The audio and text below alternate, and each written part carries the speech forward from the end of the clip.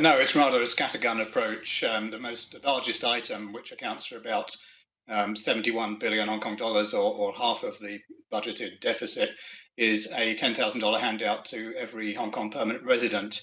And it's interesting that they're budgeting 71 billion. That implies 7.1 million people over the age of 18. But in fact, there's only about 5.5 million Hong Kong permanent residents in Hong Kong. So that indicates there's about 1.6 million overseas in places like Vancouver, because once you are born in Hong Kong to a Hong Kong Chinese parent, you have permanent residency for life, basically, and you can be living in Birmingham or Vancouver and still claim your $10,000. So it's rather a wasteful way of returning the reserves to the public, and not at all targeted in terms of need. It was tried once before, about 9 years ago. There was a $6,000 per permanent resident handout, and the financial secretary then, John Zhang, was heavily criticized for doing it that way. David, 120 billion Hong Kong dollars announced today. You add to that the $60 billion that has been announced just in the last 9 months alone because of the ongoing anti-government protests as well. And then we have the coronavirus outbreak. So there's a lot of money that the Hong Kong government is throwing at its people as well as the economy.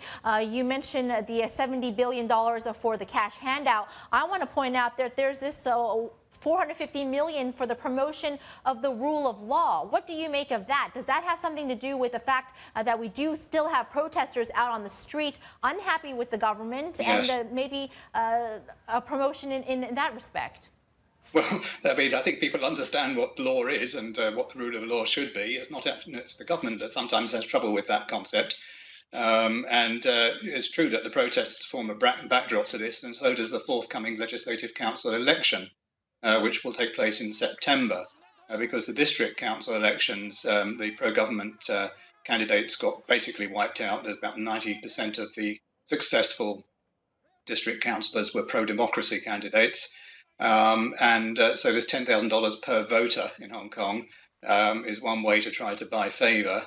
And then on the other hand, they're trying to appease pro-Beijing interests by saying that if people don't quite understand what the basic law should mean, we're going to drop it into them with this kind of budget. And don't forget, the government's also got on the drawing board a national anthem bill, which will impose a 3-year jail term for people who turn their backs on the anthem or kneel or disrespect it in some way by issuing parodies of the anthem. So there's a whole number of factors involved in some of the things that have been proposed today. I mean, one of the more surprising things I saw in the announcement was that they're planning to have a so-called Hong Kong Growth Fund within the reserves, where they start picking direct investments in favourite companies or industries in Hong Kong.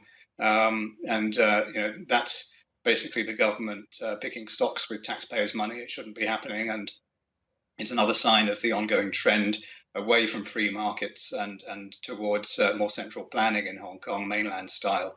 The share of the GDP that represented by government expenditure will reach 27% in the coming year, which compares with 19% just before the Hong Kong handover of sovereignty in 1997.